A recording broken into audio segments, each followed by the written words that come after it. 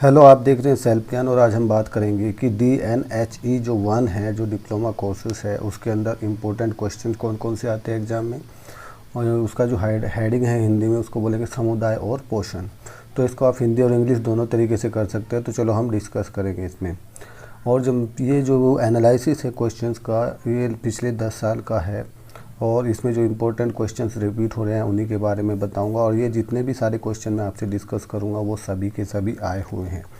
अगर आप इग्नू में फ़र्स्ट टाइम आए हैं तो चैनल को सब्सक्राइब कर ले, क्योंकि एग्ज़ाम के वक्त कोई भी अगर इम्पोर्टेंट अनाउंसमेंट करनी हो तो वो आपके पास सबसे पहले पहुंच सके। सभी जो नोटिफिकेशन है ऑल वो सिलेक्ट करके रखें। तो चलो शुरू करते हैं। आप देख सकते हैं कि ये मैंने जो है 10 पेज का बनाया है। 10 पेज का ये पूरे क्वेश्चन जो है आए हुए हैं, सभी के सामने लिखा है कौन कितने नंबर का क्वेश्चन है। तो इसमें बनाने में बहुत मेहनत की है मैंने। तो प्लीज़ वीडियो में आगे बढ़ने से पहले इस वीडियो को लाइक कर दे, ताकि मेरा भी हौसला बढ़े कि हाँ आप इसको पसंद कर रहे हैं। और जो DNHE 2 है वो मैं इसके बाद बनाऊंगा, जब आप इस पर अच्छी खासी लाइक दे दोगे। तो चलो शुरू करते हैं। तो जो diploma in nutrition and health care का DNHE प्रोग्राम है, उसका जो DNHE 1 है, न्यूट्रिशन फॉर द कम्युनिटी, तो इसमें जो पहला क्वेश्चन है कई बार जो है उसको कंपलसरी कर दिया जाता है और उसमें एक एक नंबर के क्वेश्चन होते हैं। ये एग्जाम्पल के लिए मैंने दिखाया है। तो इन 10 को आपस में मिलाना है, कॉलम ए और कॉलम बी के जो चीज़ें हैं, जैसे रेशा 9.2 कैलोरी ऊर्जा की RDA कितनी होगी, बीटा कैरोटीन, विटामिन के, विटामिन 12, गुड, CDPO, अक्षीणता, क्वासियोरकार, क्रेटिनता। तो इधर में जो ऑप्शन है वो थोड़ा सा ज़्यादा है, यहाँ तक है, M तक है। इसमें आयोडीन है, शोप है, शरीर की दुर्बलता है, कार्बोज है, अस्थिति मज्जा की उचित रूप में से कार्य करना है, ठीक है, 6 से 12 माह के शिशु है, ICDS है, गाजरें हैं, कैल्शियम का अवशोषण है। तो इनको इधर से ऐसे, इधर से ऐसे उसको मिलान करना है। तो ये आप इसको पॉज करके देख सकते हैं, यहाँ से पहले पॉज कर लेना, ठीक है। इसको आपस में पॉज करके आप देख के आपको मिलान कर सकते हैं। फिर मैं इसको थोड़ा सा यहाँ पे रोक देता हूँ, इनको आपस में आप मिलान कर लेना। तो आशा करता हूँ कि अब हम आगे बढ़ते हैं। और ये जो क्वेश्चन है पहले वाला, पोषण और स्वास्थ्य वाला, वो हर किसी में क्वेश्चन ये आता है। हालांकि 2-2 नंबर का क्वेश्चन है। पोषण और स्वास्थ्य शब्दों को स्पष्ट कीजिए। सेम जो है स्वास्थ्य के 4 आयामों का वर्णन कीजिए, ऐसे करके 16 नंबर का क्वेश्चन है। इसको काफ़ी बड़ा करके लिखना है, क्योंकि ये 16 नंबर का क्वेश्चन है। फिर नेक्स्ट क्वेश्चन पे चलते हैं। शरीर में प्रोटीन और वसा के पाचन, अवशोषण और उपयोगिता की प्रक्रिया का वर्णन कीजिए। 12 नंबर का क्वेश्चन आया हुआ है, तो इसको आप कर लेना। उसके बाद जो है 10 नंबर का ये 2-2, 3-3 पंक्ति लिखने के लिए बोल रहा है कि भोजन क्या है, ट्राइग्लिसराइड क्या है, रजोदर्शन क्या है, आहार सर्वेक्षण क्या है, जीवाणु स्पोर क्या है। तो इसके बारे में थोड़ी सी टिप्पणी लिखनी है। ये 10 नंबर का क्वेश्चन है। सेम जो है ये भी क्वेश्चन ऐसे आ जाता है। वृद्धि अनुवीक्षण क्या है, पोषक तत्वों की प्रस्तावित दैनिक मात्रा क्या है, वृद्धावस्था क्या है, जातपादिक जलशोप क्या है, हृदय धमनी रोग क्या है। तो ये थोड़े से इसमें मिलते जुलते चीज़ें होती हैं, तो आपको भी पता चल जाएगा कि कौन सा टॉपिक आ रहा है बार बार। एक ही इम्पोर्टेंट क्वेश्चन है कि आप जब कोई चीज़ खरीदते हैं तो कौन सी बातों का ध्यान रखोगे, उसको हमें सूचीबद्ध करना है। जैसे दूध खरीदते समय क्या ध्यान रखोगे, अंडे खरीदते समय क्या ध्यान रखेंगे, दालें खरीदते समय क्या ध्यान रखेंगे। तो एक ये है खाद्य परीक्षण वाला क्वेश्चन आ रहा है, खाद्य परीक्षण वाला, तो आप इसको कर लेना। ये 2 बार आया हुआ है, 8 नंबर का है, 10 नंबर का है। तो खाद्य परीक्षण के सिद्धांत और उनकी विधियाँ बताना है, तकनीकी सिद्धांतों को बताना है, ठीक। तो निम्नलिखित विसंगतियों के नैदानिक लक्षणों, खतरों के कारकों, आहार व्यवस्था का वर्णन करना।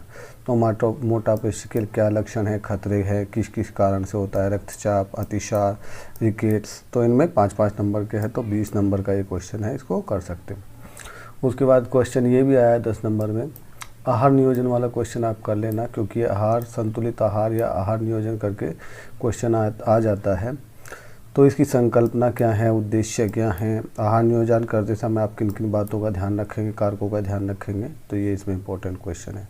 उसके बाद संतुलित आहार की संकल्पना के बारे में लिखना है। संतुलित आहार की योजना बनाने में सूची सम्मिलित चरण है उनके बारे में बताना है। तो संतुलित आहार के बारे में 10 नंबर का क्वेश्चन है, आप कर सकते हैं।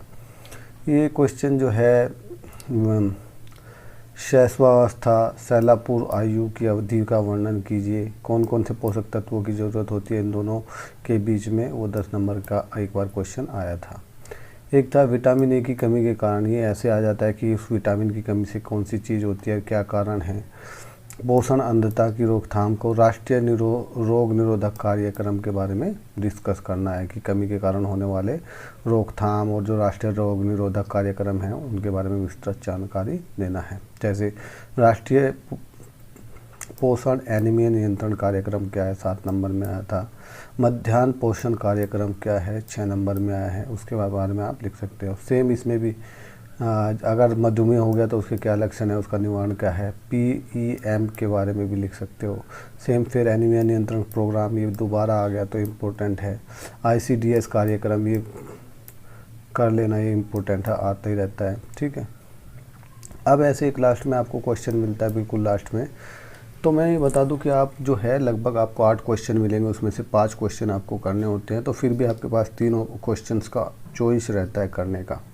तो आपको घबराना नहीं है, इसमें से आपके क्वेश्चन मैक्सिमम मिल जाएंगे और आप अच्छे मार्क्स से पास हो जाएंगे। आपको क्या करना है, एक डायरी बना लेना, हर एक क्वेश्चन की थोड़ी थोड़ी बातें लिख लेना है और उन्हीं क्वेश्चनों को रिवाइज करते देना एग्ज़ाम तक। और एग्ज़ाम में जाते हैं उनको अच्छे से लिख देना, आप अच्छे मार्क्स से पास होकर मैं गारंटी लेता हूँ। इसी तरीके से हमने बहुत सारे कोर्स जो है किए हैं और मैक्सिमम वीडियो जो है अपलोड किया है। अगर चैनल पे आप फर्स्ट टाइम आए तो प्लीज़ चैनल को सब्सक्राइब कर लें, क्योंकि धीरे धीरे सभी जो वीडियोज़ हैं वो अपलोड की जा रही हैं और आपको आपके प्रोग्राम की वीडियो मिल जाएंगी।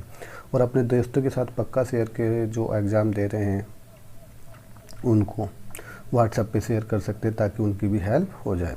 तो चलो 5 को देंगे, इसमें से 5-6 टॉपिक दिया मान लिया, उसमें से आपको 4 करने हैं, तो इसमें भी छूट मिल जाता है। जैसे मानवमितीय ताप के बारे में, खाद्य पदार्थों का श्रेणीकरण यानी ग्रेडिंग, खाद्य पदार्थों के पोषक मान को बढ़ाने के लिए क्या करना है, मसालों और जड़ी बूटियों का चयन कैसे करना है, हमारे शरीर में जल की क्या भूमिका है उसके बारे में लिखना है।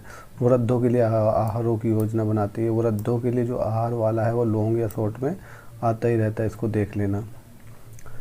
कलाए खर्च के बारे में, ठीक है। फिर अगला क्वेश्चन ये दूसरी बार आया, संतुलित आहार के बारे में। ये लॉन्ग में ऊपर आया था तो यहाँ शॉर्ट में दे दिया, लॉन्ग में नहीं आता तो शॉर्ट में आ जाता है। शैलापुर बच्चों के लिए आहार नियोजन, यहाँ पे आहार नियोजन भी आ गया, संतुलित आहार भी मैंने बोला था कि बार बार आ रहा है, शॉर्ट में नहीं तो लॉन्ग में आ जाता है। माँ के दूध का महत्व, ये आगे भी आएगा, यहाँ पे भी है तो इसको भी कर लेना।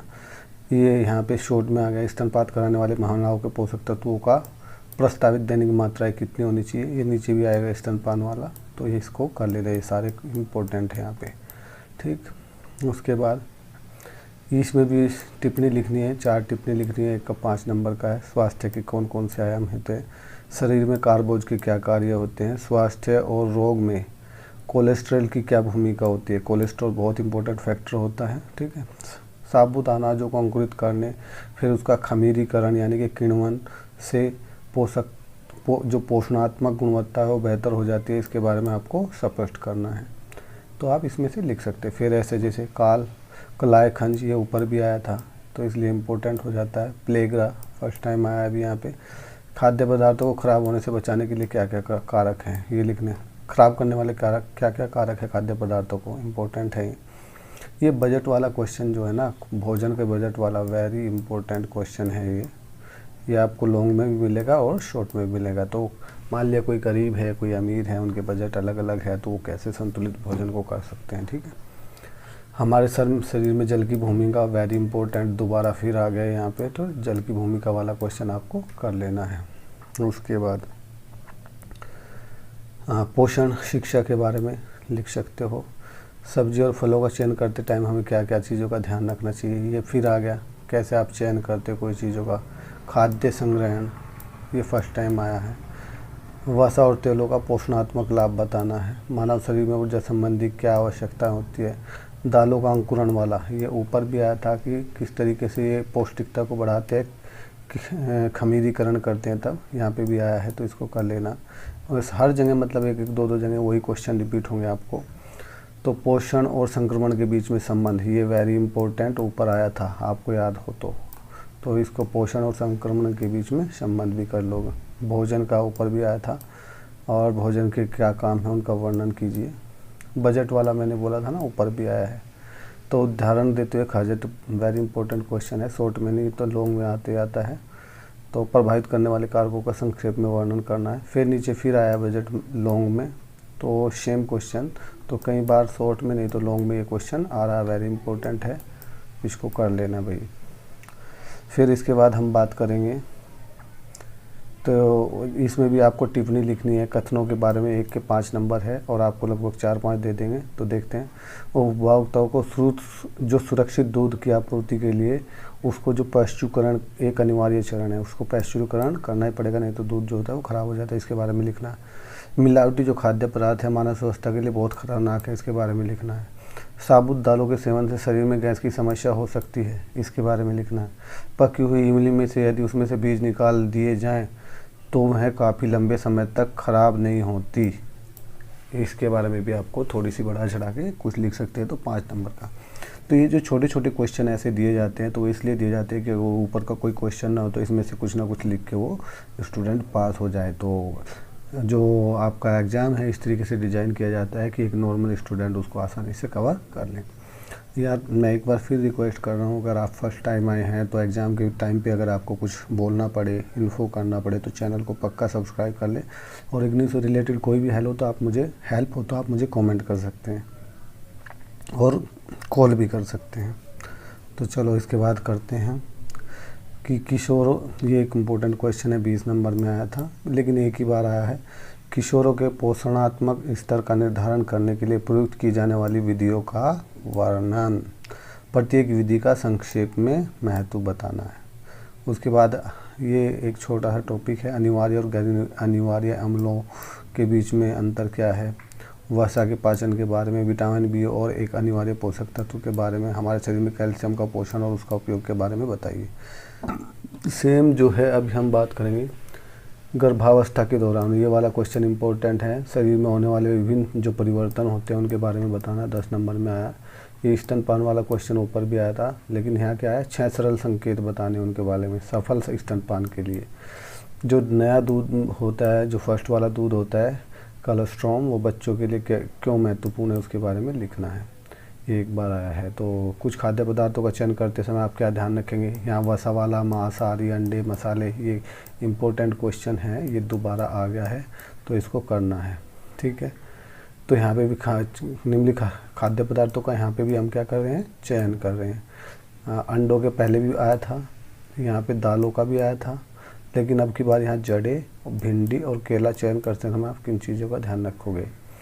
तो उसके बाद कारण और उनका निदान, जैसे PEM के बारे में आपको बताना है, कारण क्या है, उसका निदान, और आयोडीन की कमी से होने वाली विसंगतियाँ, फ्लूओरिसिस के बारे में। तो उसके बाद आहार व्यवस्था की चर्चा करनी, आहार व्यवस्था जो मधुमेह वाले लोग हैं, हृदय धमनी के जिनको रोग है उनके बारे में आप लिखना है। ये इम्पोर्टेंट है, पूछ ही लेता है, अगर इस टाइप की बीमारी है तो उसके आहार व्यवस्था की चर्चा कीजिए। उसके बाद ICDS जो मध्य पोषण कार्यक्रम है उसके उद्देश्य और घटकों का वर्णन करना है, ICDS वाला, ठीक है। 2 खाद्य स्रोत बताने, विटामिन A के, विटामिन C के, सोडियम के, आयोडीन के। तो इस तरीके से आप जो है कर सकते हैं इसमें।